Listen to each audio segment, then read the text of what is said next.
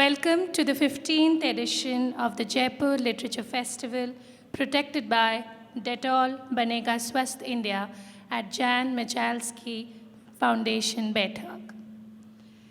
We are celebrating Norway Day today. The Royal Norwegian Embassy is our country partner. The festival brochure and flyer with details of the full program are available for purchase at the information desk.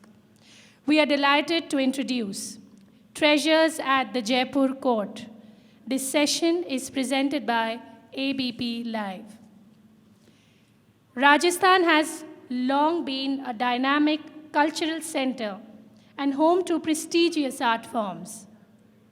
Vandana Bhandari is an author, an academician in the area of textile, craft, and fashion.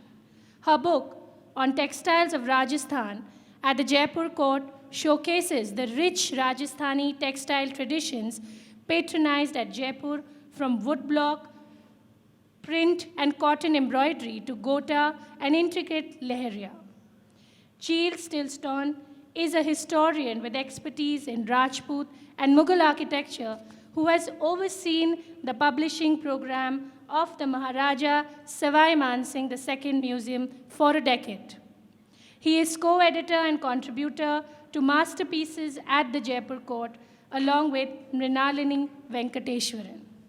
In this book, over 40 scholars from around India and the world, including the museum team, have handpicked and written about objects that make this collection spectacular. They range from well-known examples, such as the architecture of the palace and magnificent paintings, to lesser-known, rare and important manuscripts and books. Both join historian Rima Hooja for a session on the magnificent treasures commissioned and collected over centuries by the Jaipur Court. Can we have a round of applause for our panel? Good morning, everyone. I think we will launch straight into this because we have a lot to talk about today. I'm even going to I'm taking your introductions as read for now, and I will not be introducing my co-panelists much more. At this point, I'm going to be asking them questions where they will talk about their own work and do it. So the obligatory thanks are actually thanks from the heart for Teamworks to have us back in one of their sessions, to Apurva and Timmy for the venue here, and Ram Pratap ji is right here, so missing the early sessions, but it's all part of us. We are all part of one family, so those memories are there of sitting not just in the Darbar Hall, but in the Bethak, which was there, new Bethak, old Bethak. It is a pleasure to be talking about masterpieces, because anything that gives us joy is a thing of beauty, is a joy forever. But it remains something of joy for generations to come. And that is also my cue for acknowledging Giles's co-author here, or co-editor here, Mrinalini, because I'm wearing a masterpiece that she gave me for my birthday and said specifically to wear it for our session. And it was going to be a different time of year. But something from a different part of India, but yet it's a longer tradition of weaving, of coloring, of fabrics. So my initial question is going to be to you, Vandana, and that is, what got you interested in textiles at the Jaipur Court? Thank you, Rima, and a very good morning to all of you. So, the textiles of Rajasthan at the Jaipur Court came from a much earlier research that I had done for my doctoral work. And to go back in time, my family belongs to Rajasthan, and I always tell people, whichever field I may have chosen, whether it was food or textiles or economics or politics, I would have always come to Rajasthan to do the study, because the region is so rich and fascinating. And luckily for me, I chose textiles, which is, I think, one of the richest thing that is there about Rajasthan. And when I did my doctoral work, which was more than 3 decades back, I studied the costumes of women in the Thar desert region. and why they were different from each other, what the symbolisms were, how the textiles changed through life. And later I published that as a book on costumes and textiles of Rajasthan. And when this book was being planned, I remember in the middle of the afternoon, one day I got a call from Chandramani Singh ji, who was the curator at that time. And she said, Vandana ji, you have to contribute on a chapter on the Dye embroidery. So we started the conversation there and then ended up with a book on textiles of Rajasthan at the court. I was going to come to that your earlier work would have been much more, cotton, suti, that sort of material. And when you come to court material, and we've got some images for all of you to see, this is much more maybe silks or the mixture of silk and cotton, mushroom or brocade and all of that. Well, there was a lot of that, but I focused on what was being produced in Rajasthan, which has always been cotton. So cotton was the base. And then on top of that, all the beautiful embroideries and the block printings and the resist dyeing was done. So most of the works featured in the book are on, I think they're cotton-based. Because we talked about the techniques which were still being practiced in Rajasthan. Right. We will come back to the technique in a minute, but I want to bring Giles in on more or less the same question. So in the introduction, I just want to say, Giles and I have known each other from university days a long, long time ago, several decades. And much to my horror, I have actually called him John in another literature festival. So I might well do it now, but I think he'll understand I mean him. So Giles, you have worked on Jaipur for a long time. So ever since you started your PhD work, I think you first got introduced to this material. And then you've been our director for exhibitions and publications. Yes, I first came to Jaipur, I think, in 1980, but have been engaged with the museum, as you say, as a sort of a consultant director for the last 10 years. And in that period of time, what we wanted to do was to start a new series of publications that would make the collections, the wonderful collections of the City Palace, accessible to a much wider public. A certain amount of research and publication had been done in an earlier period by Dr. Chandramani Singh, whom Vandana mentioned, and J.N. Bahura, who was the librarian. Very, very fine scholars, but they were writing in the 1970s and 80s, and our state of knowledge, and to say nothing of the state of Indian publishing, had advanced enormously since then. And so it seemed appropriate to produce an entirely new series of big, colorful books, which are all published by Niyogi. And we started off with rather specialized ones, so we'd take an area of the collection, like arms and armor, or there's another one on textiles, not of Rajasthan, but textiles from elsewhere. We did one on painting and photography in connection with a gallery that we were opening. And so these are substantial books focusing on one part of the collection. And Vandana is a similar idea. We thought, let's have one that focuses specifically on textiles made in Rajasthan and the role of the court as a patron of Rajasthani textile techniques. But at the same time that Vandana was working on hers, Mrinalini and I said, well, look, a lot of museums around the world produce a book of their great masterpieces, their favorite items. Why don't we do that? Instead of having, because not everybody wants to buy a 300-page book on arms and armor, but people might be interested to see just the highlights across the whole collection. And so Masterpieces at the Jaipur Court is different from the previous. It's a much handier book, for one thing. It's a sort of slim paperback.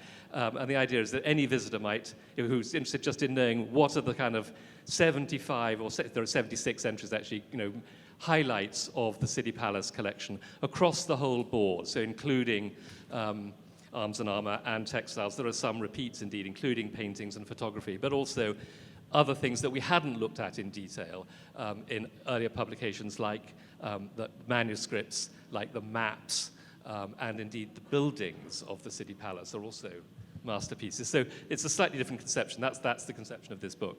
And this is number 6 in the new series? Yes, this is number 6. And we have talked about all the others, other than Vandana ji's book. We launched 3 of them at the festival in 2016, I think. At some point, yes, if you remember it. So Masterpieces has, I was doing a kind of a count, 76 objects, over 40 you said. I think it's about 48 people writing on them. And that's only the tip of the iceberg? Well, that's the other twist in this book, is that in most museums, when they do their Masterpieces volume, is written in-house, is written by the curatorial team. But we benefit hugely from visiting scholars from India and around the world who come and look at things. And so it was Mrinalini's idea, actually. She said, instead of writing it all ourselves, we'll each write a bit, we'll each do our own entries. Everyone on the museum team, from the director to the assistant curators, have all contributed pieces. But most of them are written by 36 visiting scholars. And what we wrote to them, these are all people who had been to the museum, looked at parts of the collection in pursuit of their own research. So we wrote back to them and said, can you choose one or two of your favorite things and tell us why they're masterpieces? And so you get a real depth of scholarship and expertise as a result in this book. Don't let that put you off, because they were also under strict instructions to write as if they were writing for a non-specialist audience. But, a sort of 800-word entry? 500 words with limit, to each object. But I'll tell you more about the contributors shortly. Because I want to come back to Vandana now. You have an entry in this as well. Yes, I do. So what did you, I know what you have because I've seen it, just like I had your book of textiles sitting on my desk, as long as you've had it. But what did you pick for this and why? So I chose two techniques. One I chose because I wasn't using it in my Textiles of Rajasthan book because it isn't from the region, but there is a lot of that done at the court. What is that technique? So it was the Tilla Embroidery, and I chose, this was the piece. So a very beautiful velvet angarkha, and embroidered in with gold tilla, and that I believe was embroidered in Kashmir. And we couldn't use it in the other book because this isn't practiced in Rajasthan. And the second technique, so I focused on the technique, was on, I used a tie-dyed, bandhani ghagra, so the panel skirt, and which had also the gota embroidery, which Rajasthan is so popular for. And this was quite unusual because most of the ghagras that were worn at the court were in satin silk, and they were plain, and then they would be embellished with ghagra. But this was just a gorgeous piece in a black color with an orange border, and then it had the golden, the tape all around it, the gota, and it looked beautiful, and I thought it deserved to be in the masterpieces. I was looking to see if we had put it in the loop. It's on the next one. What you're seeing on the screen at the moment in a loop are images from Vandana's book. In a while, we'll change it to a loop of images from here, and it includes her ghagra. And I'm also going to come in at this point because we are talking about the Jaipur Court, and the masterpieces and textiles are part of that. But just to have everyone in on the same frame, we assume it's Jaipur. I work in Jaipur. They've worked on the Jaipur collection. But let's bring the Jaipur history a little bit back into it. And when we are saying the Jaipur Court, what we have now in our collection at the City Palace Museum, at the Maharaja Sawai Mansingh II Museum, City Palace, is mostly material from the 17th century onwards, from the 18th century onwards, which is from the time that the city of Jaipur was built in 1727. But of course, Jaipur doesn't just come out of the blue. There's a longer tradition. Jaipur is the capital of a state. Most of you know this, but as I said, no harm in recapping it. Of the kingdom of Dhundar. And the older capital was Amer. And of course, there's a capital before that also, but that takes us further back in time, subject for another session maybe.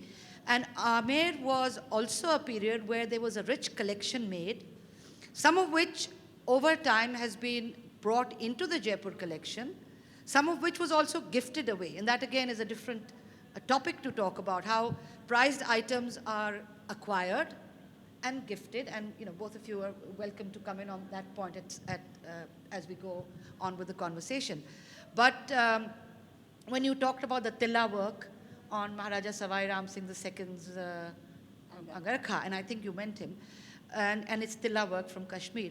So there was a lot of contact of each part of India with other parts of India, with other parts of the subcontinent, through trade, through their own travels.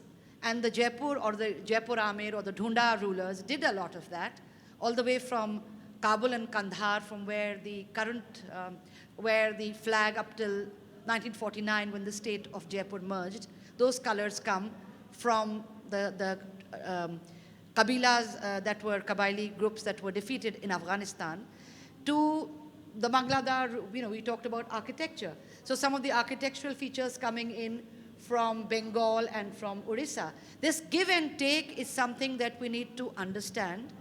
And I don't want to make it into a class, but that is part of the way the world was. And yesterday there was a fascinating session in which a carnelian bead from the Gulf of Cambay, was found in an excavated burial mound in the middle of UK.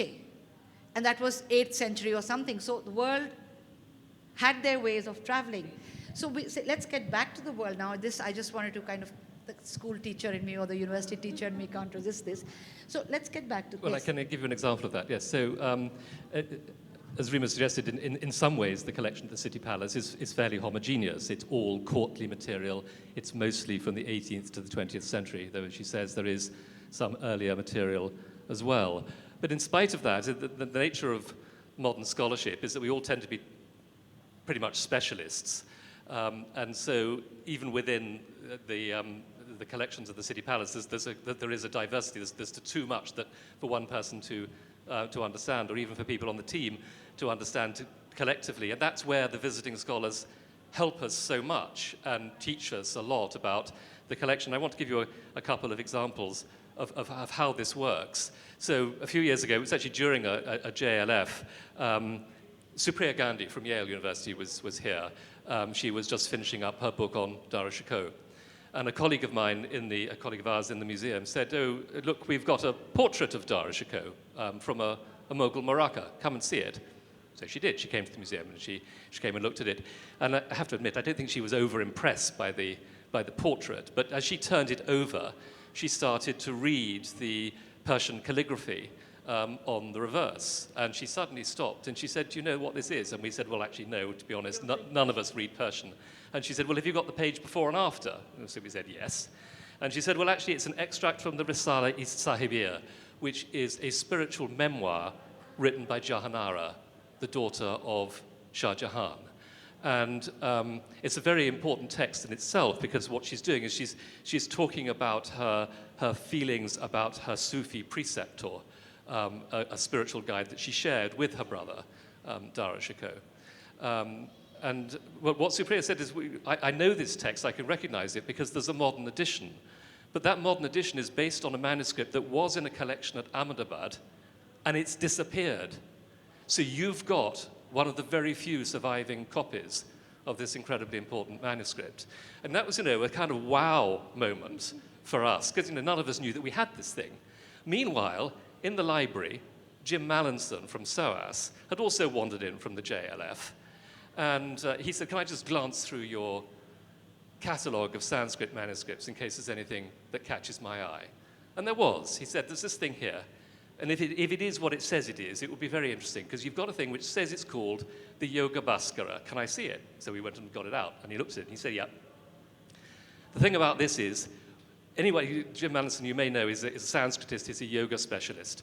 He says, anyone in yoga studies has heard of the Yoga Buskara, but nobody's seen it. The reason that we've all heard of it is that the title is referred to in many, many, many other medieval manuscripts, but no one's ever found it until now. So again, this kind of incredible wow moment. We didn't know that we'd got this thing. But my point here, which comes back to Rima's rambling introduction, is you take them in isolation, those two incidents, and we've just, found out something about things in our collection that we didn't know. Put them together, and you find out something about Jaipur, which is really, really interesting to me, because that's my focus, as it were.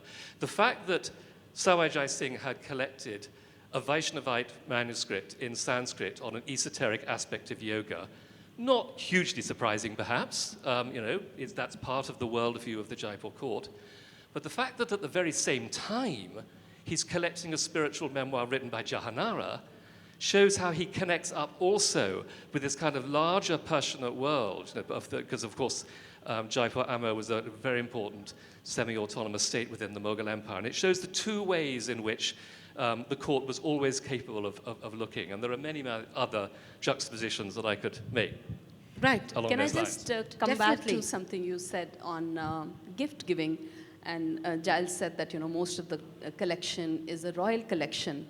And while I was studying the textiles at the court, and I use that in my book also, we found a large collection of cotton block printed textiles, which are called the Namdharis, because the symbols and writings like Ram and Om and Shiv, and the symbols like the Trishul are printed on them. And I was very intrigued. I was like, why does the Jaipur court have such a large collection of very simple malmal block printed textiles, beautifully printed, amazing to look at and very well put together. But, along with the velvets and the silks and the brocades and the fine Bandhani textiles, the leheriyas, the varak prints, why were these kept? And through the study, I learned that every time the king had a birthday or there was a festival that was celebrated, these were gifted to the saints in the region, and then they all came back in the collection in some way. And they were bought from because they were created for the gods and for special occasions, which were religious in nature. They were very, very finely printed, and it is said that when the block printer actually made them, he went almost into a trance, and he just kept singing those hymns and those bhajans as he was printing. So it was as were he was putting his religious fervor into those textiles and then bringing it to the king as an offering. So very beautiful collection of the Namdhari textiles, Namwali or the Namdhari textiles. Namavali. Namavali, Subject yeah. for another book. Would you do it? I would do it in a flash. Made in public. We'll shake hands on it in a minute after this. But staying with that, can you also, there's so many other technologies now. Can you actually look at some of this and be able to tell where the cotton is coming from? You definitely can tell where it was printed, because that's your forte. It's not mine. Is that something that you would be doing, could do? I think that might be hard, but it would be regional. Because we do know that right near Ajmer in Vijayanagar was the cotton mandi, where the cotton trade was happening. And my father comes from a village very close to that, and that's something I always want to go back in history and study. Because right there, I remember when I was a child, my elder uncle used to tell us that in bullock carts, the cotton trading was done here. So we don't know where the cotton was coming from, possibly from Gujarat or Maharashtra, but we do know that the trading was being done here. And, to reference the conversation I was having with Rima yesterday again, this was part of the silk route. And going right into Shekhawati and going into small streams, if you look at the details of the silk route, again, a subject for study. I think if there are some young scholars, they should take this up and study how in Shekhawati, in each of the Havelis, they have these old textiles, and possibly from there, these big houses, they moved to Calcutta because Calcutta was a port, and then they established businesses there, and that's why we find people of all the big Marwari homes, they have one leg in Calcutta, and they have their old Havelis here. So it possibly started here, the trade started from here. Well, you mentioned the Silk Route. We won't focus too much more on that now because of time. But in the 9th century, in the 9th and 10th century, we have an inscription or more than one inscription, pointing to the fact that Pali was a big trade center where kinkhwab, which is velvet, was coming in from Chin, China, and red sandalwood from the Karnataka area. material from Lat, which is Gujarat. I think we always think of Rajasthan, the desert, we're on the fringes of something. No one is on the fringes of anything. Your own life is central to the world around you, and you brought that in. And I want to now come back to Giles with our life at the museum being, central to sitting with all these masterpieces around us. I noticed that on the loop, we are having some of the masterpieces being shown. Yes, that's one and here. you did have something to share on yes. manuscripts. Well, yes, particularly in this collection, as I say, because in the earlier volumes we'd focused on arms and armour and on textiles, again on textiles with Vandana, we have got quite a number of entries on the manuscripts collection. I want to just mention two others which make a similar point to my previous one. So one of them is a much loved manuscript that we we always refer to it as the Chuwinama. It's really the Mush or Gorbe. The text, it's a Persian text written, a 14th century Persian text, though this is an early 18th century copy, and it's very, very profusely illustrated. And we call it the Chuwinama because it's a satirical story of a tyrannical cat that tyrannizes a colony of mice. And in the original story, version of the story, the cat triumphs. It becomes the ruling tyrant. In the Jaipur version, the mice overcome the cat and put it on trial, and they then have the agonizing question of whether they can put it to death, and they eventually decide they can because the cat's a bad Muslim. Anyway, this text was looked at for us by Vivek Gupta. He wrote the entry in the book. I mean, it's a well-known manuscript. Other scholars have looked at it. But Vivek had an interesting insight because he said, why is it here? And he realized that essentially it's a children's story.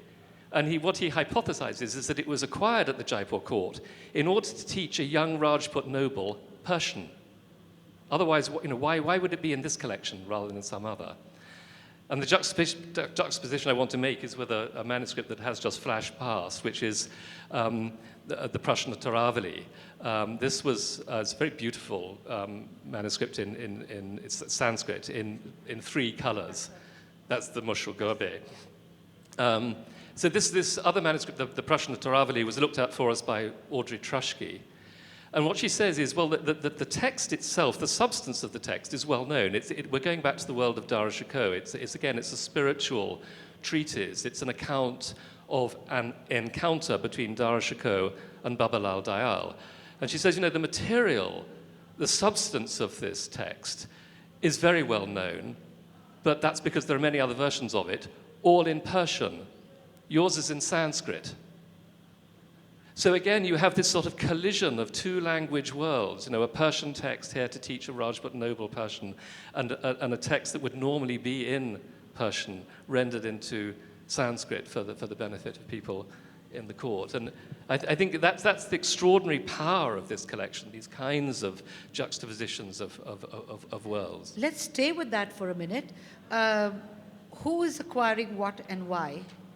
Well, you can speculate. So let's think about the maps. Some of the maps are on the loop. Again, there are a number of spectacular maps, some of which are on display. We have an enormous map of the city of Surat, made, and the entry on that is written by Manoshi Leheriya, a very distinguished geographer. And she was able to work out, because the foreign factories are shown, and they're identified by their flags, and by the particular combination you've got, she says, this must have been made around 1700. And also the second city wall is in situ, and that was built during the reign of Aurangzeb. So it's a huge map on cloth. Why is it here? Well, is it that Sawai Jai Singh, when planning his new city, is collecting material that might help him, might inspire him? Because when we were writing the caption, we thought, what are we going to say about this? Well, Surat is an important trading city, and it's on a river. And we thought, hang on a minute, Jaipur's an important trading city, and it's a planned city also, like Surat was originally. So it's not that Jaipur, I'm not saying Jaipur was inspired by Surat, I'm saying that he's collecting material in order to help figure out how he's going to do it. And that hangs opposite two other maps, which are very interesting. One is my favorite map in the collection, because it's a map of Jaipur, and it's actually, according to me, the earliest map of Jaipur. It shows the completed city in, with obviously nothing outside the city wall. I mean, it's made, I think, about 1735, when the city was officially declared the capital. And it shows the built city. It's a rather idealized map because it shows the city complete, which it wasn't Jaipur seems to have a lot of maps. I mean, I think Jai Singh was deliberately collecting maps. Every ruler would have had their own particular interest, but they would also have been gifted things. We've got a map of Agra. We have We've the got very one famous map of Agra, Badrinath. which has been studied by Ebba Koch and is the basis of her That's in there work. as well. It's in the book as well. Ebba's written the entry. So it's a map of Agra that was made on commission by Sawai Jai Singh when he was the governor of Agra. But it's interesting to Ebba because it shows all of the original riverside gardens with the names of the owners as they were in the 1720s. So an incredibly important historical document. Can I just mention one other Mughal-related map because it shows a different kind of process. We have an extraordinarily detailed, measured plan of the Lal Killa in Delhi. Again, the entry on that in this book was written by Abhishek Kekar. And what's interesting about it is that as soon as I looked at it, I've looked at a lot of the maps in the collection which are maps of Jaipur. And I could tell just by the paper, the inks, the style in which the graph paper has been drawn up, that this is a Jaipur product. Furthermore, all of the inscriptions are in Devanagari. Yes. It's not a Mughal object. It's a Rajasthani object, but it's a highly detailed, measured plan of the Lal Killa, which shows you the extraordinary proximity that Sawai Jai Singh had to the court of Muhammad Shah, that he's able to send a draftsman in to make such an object, and the interest that Sawai Jai Singh has in commissioning it. Just to add there that the map of Surat also has Devanagari inscriptions. So, yes, and Persian. But then Persian also was, you can consider almost a Jaipur Court language of that time. We have so many maps which are called taras, including local ones, including ones which are showing from where water is coming to the city of Jaipur, measured drawings almost that architects would be interested in. But let's move away from maps for a minute, much as, we would love to wobble on about them. And I want to talk about who's acquiring what. But also we were talking about textiles. What fascinates me is I'm using this term of textiles and taxes. You talked about how sometimes exquisite pieces were given because the tax on it could not be paid. Do you want to share that with the audience? Yes, of course. So, the textiles that were produced by the artisans were extremely fine, and a lot of them were produced for trade. And at the City Palace and in the book, I use examples of some of those which have octroi stamps and tax stamps on them. And which really means that when they were leaving the city of Sanganer where the printing was being done, they were taxed and a high amount of tax was being charged for these exquisite textiles. And the royalty always wanted to have beautiful pieces. They coveted almost the finest textiles that were being produced. So sometimes people just didn't have the money to pay the taxes. They could produce the textiles, but they didn't have the income on it to pay the taxes. And these would then be gifted to the court. And we have many examples of fine rumals and other textile pieces with the octroi stamps, which also dates these textiles. So textiles were also used, so to speak, as currency at that point of time, and the rulers accepted it. Right. So thank you for that bit, because I hadn't realized that was also happening. I thought of taxes, textiles, okay, it makes a nice title for a book, but we do have a lot more to say and share on our masterpieces, and I'm not ending it just now.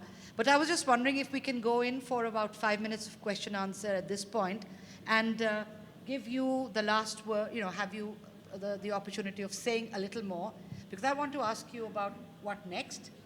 And I want to admit that I am the reluctant, I'm not the reluctant custodian as being the director. I'm the reluctant museologist,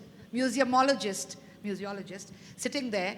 I always said it wasn't my line, and I'm admitting it, that I've been scolded on it by my many colleagues. We will come back to the treasures and the masterpieces and what more we can do with them. But I saw there was a hand there, so can we have the mic? Please identify yourselves. Can you go to us? Who's got the mic? Or are we just speaking aloud? Yeah. Okay. Question, please, rather than Question. a comment. And if it's addressed to someone in particular? We will need the Chalu? mic. Yeah, it's fine. So the question is, obviously the treasures of the Jaipur Court relate to the period which precedes the city of Jaipur being formed and so forth. Are there, and that Rima ji, you could also comment on, and Giles too, any artifacts or treasures which relate to the the period before the Shekhawats sort of captured Amer and made it their own? Are there any tribal artifacts or things like that available in your collection or in your knowledge? We have a few bits and pieces. I mean, there's not a lot of very ancient stuff. We included, there's one sculpture which came from Abineri that Rima herself wrote the entry in, and that's on the loop tape. No, we don't have a lot of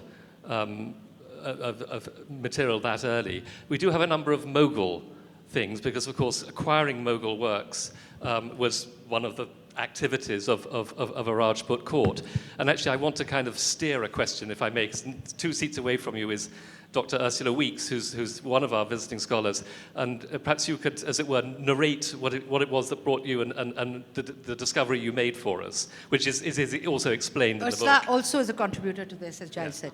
Thank you so much for this session. I actually have one uncontroversial question to ask you, which is, I think that drawing together scholars seems like a whole new methodology of how museums can do masterpieces books. And I wondered how you think that can be sort of escalated, replicated in other collections, and the value of that.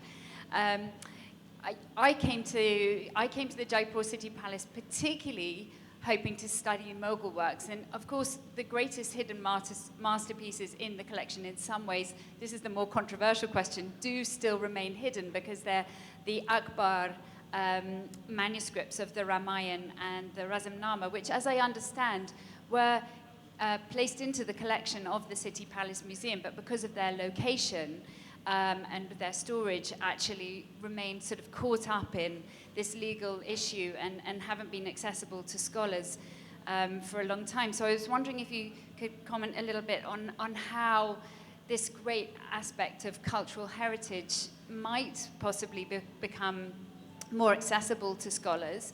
But yes, in my own studies then, looking at Mughal paintings, I found a beautiful painting that was of Humayun in a landscape, and it has a little inscription on it that says it's Babur. It's a painting that comes from the Shah Jahan period, and that's what I talk about in your wonderful book.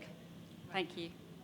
I didn't know how to address your controversial question. To say yes, of course, it's to the regret of all of us, and beyond, I'm afraid, our power as employees of the museum to solve. It's a matter of a court order. It's a court thing, so we can't even comment on it. We can't deal with that. But let me just flesh out the story. So we have this painting that we put in our gallery, which shows a Mughal emperor seated in a landscape, apparently narrating. There's a scribe next to him writing, and we innocently thought, well, this must be Babur narrating his memoirs. It's a well-known trope in Mughal painting, and we were helped by the fact there is a little inscription on the tree saying Babur. In Farsi, in Persian. So we put it as that, and Ursula looked at it and she said, no, you got it wrong. It's Humayun because of the style of his turban, and he's always shown wearing this style of turban, particularly in paintings from the Shah Jahan period. It's a kind of established iconography.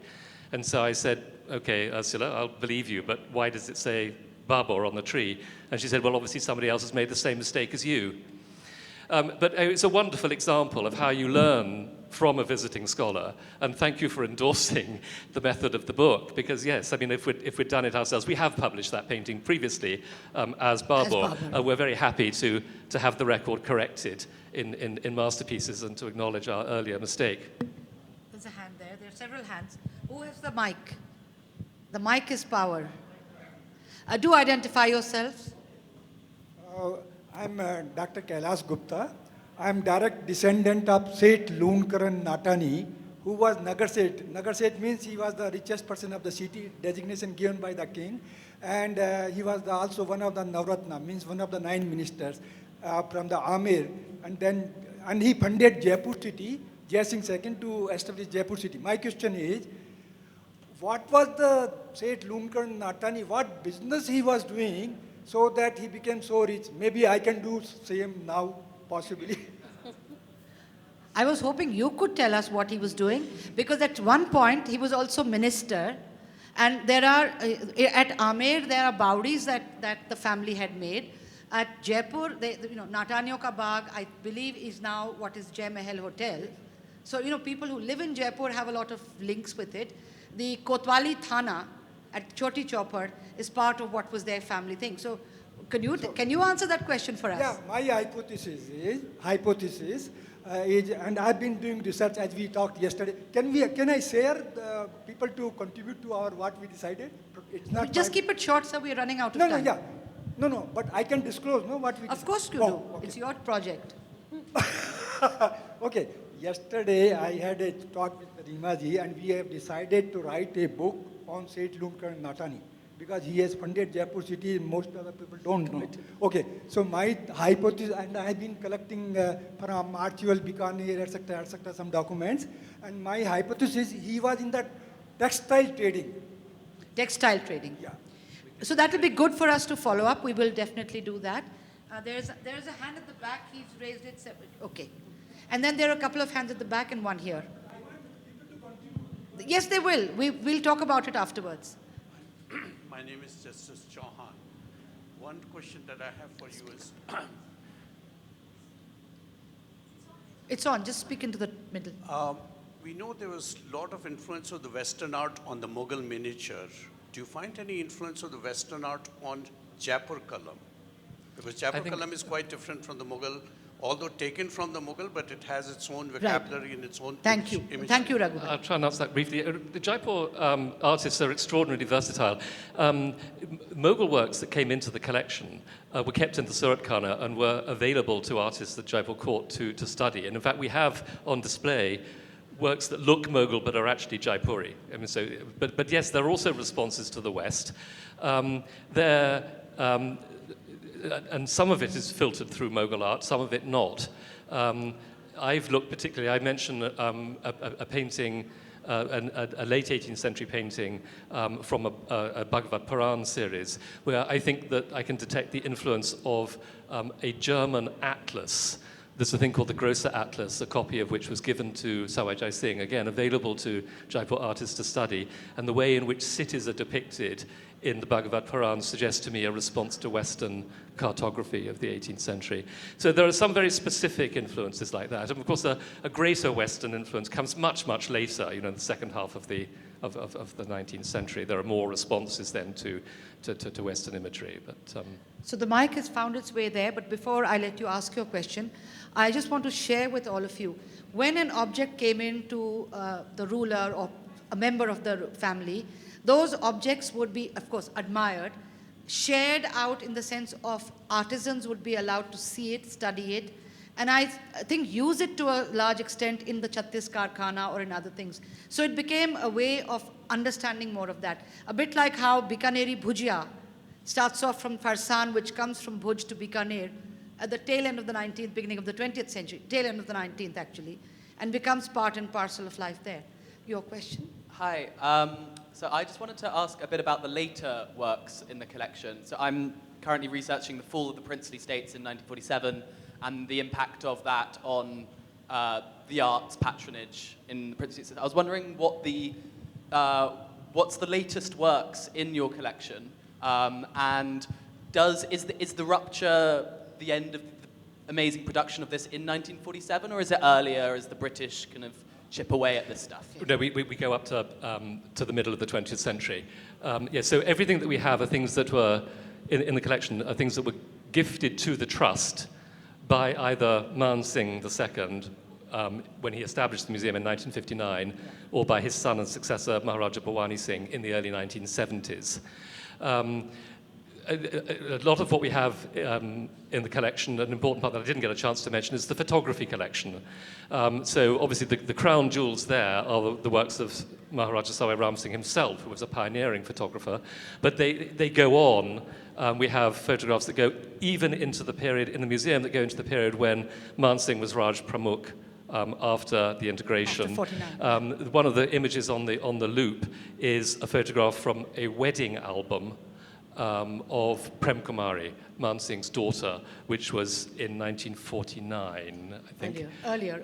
Is it 48? Yes, no, earlier. Which is a very exciting But- album, actually, because it's an enormous thing, because it's almost entirely male, except they've got earlier wedding albums as well, but in this one, the bride does at last appear, but so heavily veiled that you can't see her. But the reason that that's exciting is that I discovered that, as I was looking at it, that Henri Cartier-Bresson was known to have been in Jaipur at the time, and comparing the images, for a while I missed a heartbeat. I thought, my goodness, I've discovered a lost album by Henri Cartier-Bresson, because you can see his images online, and they're very, very similar to ours. And then I eventually realized, no, that's not what it is. Our photographer was standing next to him. You know, some of the views are so similar, they're just from a very slightly different angle. And there is one in which there is the back of Henri Cartier-Bresson. He stepped forward to take a photograph of the Bharat, and our photographer has taken a photograph of him and of the Bharat from behind. So that's an extraordinary object. But that's one of the latest. Are you also going to mention the kind of Art Deco stuff that Yes, we have for the so we have, Man Singh did a sort of a great makeover of the palaces, of the Rambagh, and of, what's the one in, the hunting lodge he built at... Rambagh? No. Ramgarh Lodge, Sawai Madhopur. What are you thinking about I here? can't remember what it is. Anyway, he commissioned various famous design companies to But to also produce- Jaipur House in Delhi. Yeah, a Jaipur house in Delhi. So Man Singh was rather different from his predecessors. Until his reign, everybody assumed that Jaipur was the artistic hub of the world. You don't need to go outside. Everything in every design domain is available here. Man Singh had a much more global outlook and was sort of competing on a world stage. So he was commissioning London-based, Paris-based, New York-based designers to do interior design work for him. And we have the design drawings. He comes to power as a child in 1922. He's interesting from 1931 onwards, when he takes full ruling powers. And the last things in the book are two wonderful paintings by Ram Gopal Vijayvargiya, which are from about 1950. I think we have time for one more question, if any. We have several hands. All right, very quickly and very quickly.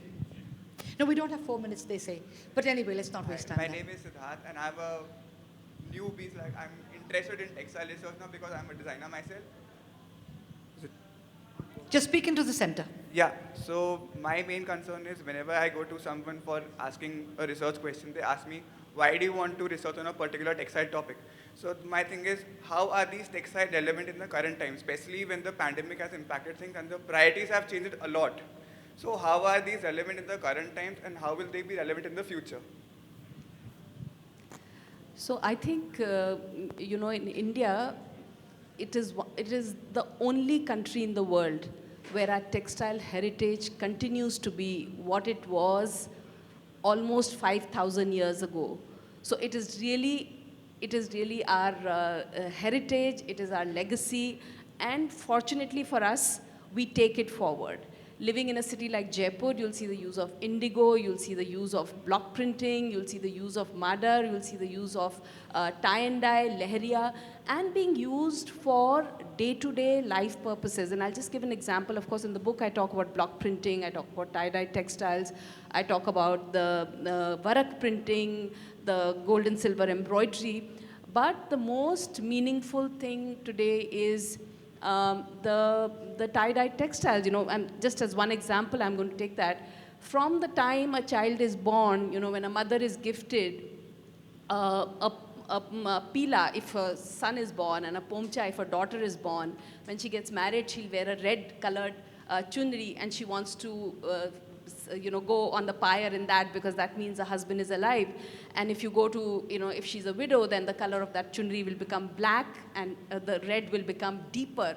So it's so imbued into our consciousness and into our lives I don't think that is going to go away in a hurry, you know. So it is something which young designers have to take forward and carry it forward and understand the meaning and use it accordingly. And just to add to what Vandana just said, one of my personal realizations, you know, having looked at different aspects of history over the years, of being at the City Palace Museum, is the realization that when we talk of Rajasthan, Jaipur's traditional 36 ateliers, 36 karkhana, it's not a dead tradition.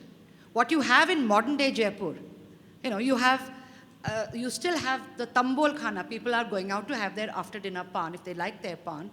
In COVID, you can send for it, but textiles are there. Lights are still being used. The old horses have gone, but on the one hand you have the polo, but on the other hand you still have horses being used in weddings. So the tradition has been partly modified and is still very rich. And Rajasthan is not just a UNESCO, Jaipur is not just a UNESCO inscribed city. It's also a craft creative city, UNESCO inscribed. And it's not craft in the singular, many crafts. So really that tradition is carrying on and being changed and added to and modernized. So the old tateras are maybe no longer making the kalash for the top of a temple, but they might be making doorknobs. Rimaji, if I can add one thing on the continuity of textile. You know, wherever people excelled in craft, it was always worked in clusters. And I think Jaipur did it beautifully. So Italy is one example where they did craft in clusters. So they had leather clusters, they had brocade clusters, they had weaving clusters. And similarly in Jaipur, there were the streets. The streets were divided into what we call clusters, or you know, they were karkhanas. And the specialization which happened still continues in those streets. So we are so fortunate to be living in a country where we are part of this living heritage. Thank you for that, Vandana. Last question, if any. If you hurry with the mic, and then famous last words. Myself, Sultan Jain from Patrika. I reside in Sangney itself. There is very vibrant karkhanas of the Sangney prints. So have you seen this present Sangney prints, and is it related to the text, textile you quoted in your books? Have they changed very much, or are they still continuation in it? Very similar. We still see the Sanganer prints, especially which have the strong Mughal influence, the finesse of the print. It's still very much existing, and I think there has been a great resurgence in the last. Could you name some textile embroidery or something? I'll be happy to discuss it after. I think we're out of time, afterwards. but I just want to say the tradition continues as is.